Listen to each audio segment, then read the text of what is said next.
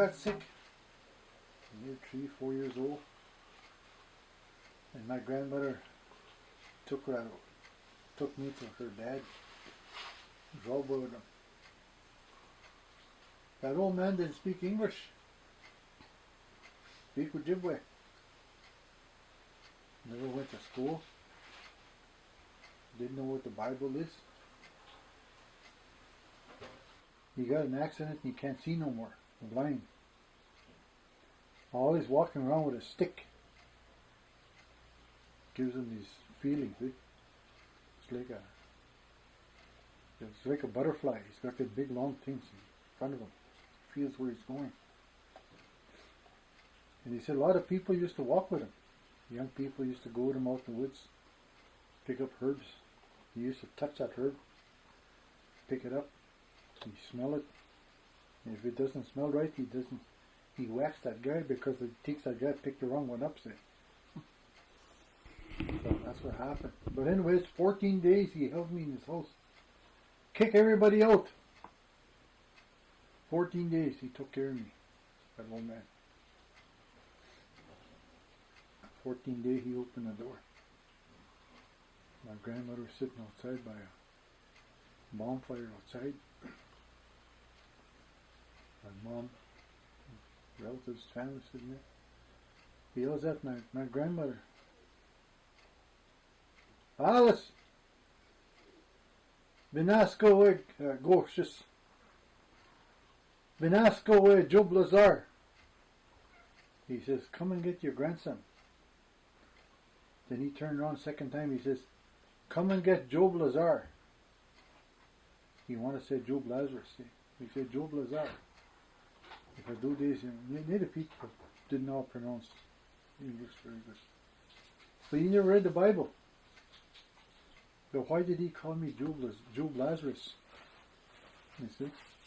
But if you read the Bible today, Job Lazarus, they were given a second chance in life by the Savior himself, Jesus Christ. They were given a second chance. They had all kinds of things happen to them. But that's where that name come from, Job Lazarus. Because nobody couldn't pronounce Lazarus, so they called me Lazar.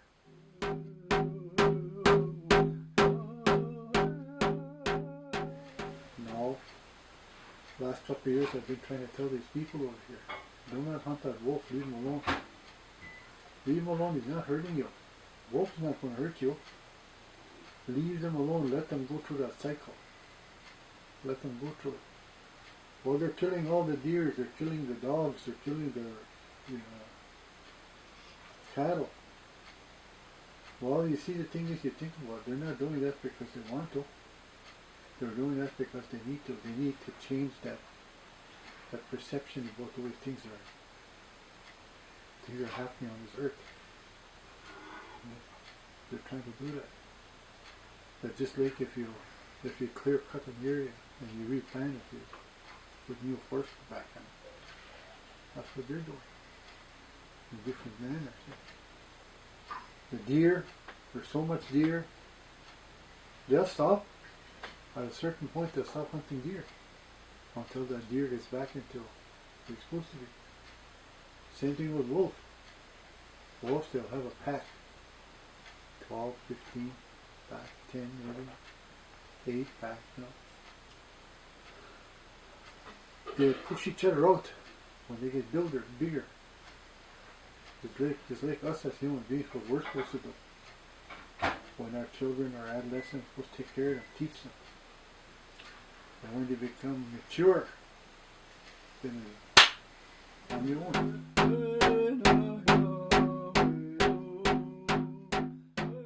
I know how to survive. I know what to eat. I know how to catch fish. I know how to catch rabbit, partridge. Now you take those kids in school now. A lot of missionary kids, this generation, younger generation, they're totally lost. They lost everything. They don't even know how to speak their language. And that's a shame. That's a total shame. Because what happened back in the day, the governments came by, he says, you're just wasting time, you can't drum, you can't dance, it's just a waste of time, you should be doing something productive.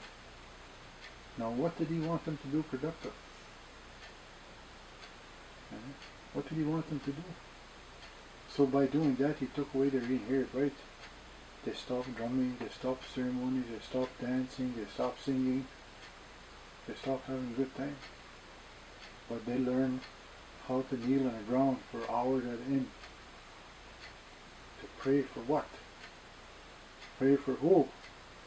They didn't know that. Right? But when I was growing up as a kid, couldn't learn to speak English, couldn't speak English at all, but my grandparents said, you don't have to kneel down, but sit down. Think about the person that created all this for you. Think about that person that made it possible, made this world. Look at the flowers, look how they smell, wildflowers. Look at how it sounds, the creek when it's running, the creek, you can hear that creek running. Water. Sounds beautiful, sounds peaceful, relaxing. These are the kind of things that we were told. These are the kind of things that we were taught. How to walk around in the woods without getting hurt. Right? But now you get a lot of these kids out there today, they don't have no compassion. They don't have no intuition. They don't have no experience of really living. The only kind of experience that they got is being dictated and controlled. Their life is taken away from them.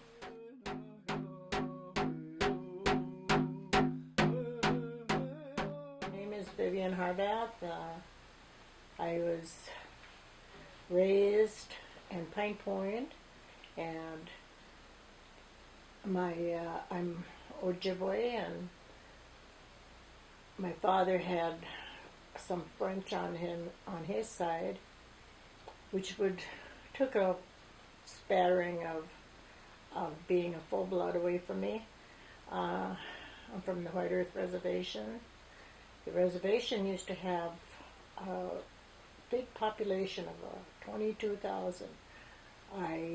Today I don't think it's that high. There's a referendum that they're trying to change, because you have to have per quantum.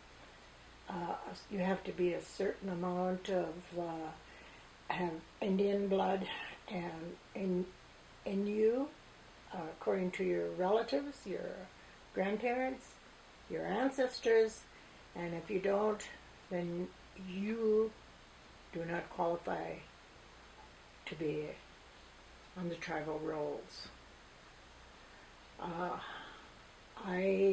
Because of my father's spattering of French and me not being a full blood, my children were allowed to be enrolled, and but none of their children have.